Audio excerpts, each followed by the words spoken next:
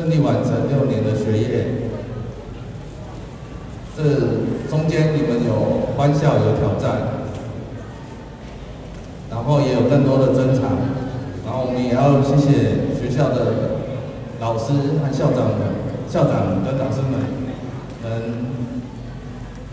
把你们教导这么多的东西。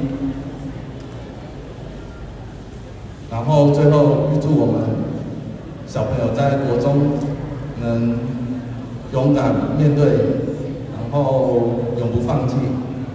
然后最后祝大家都能身体健康、平安，谢谢。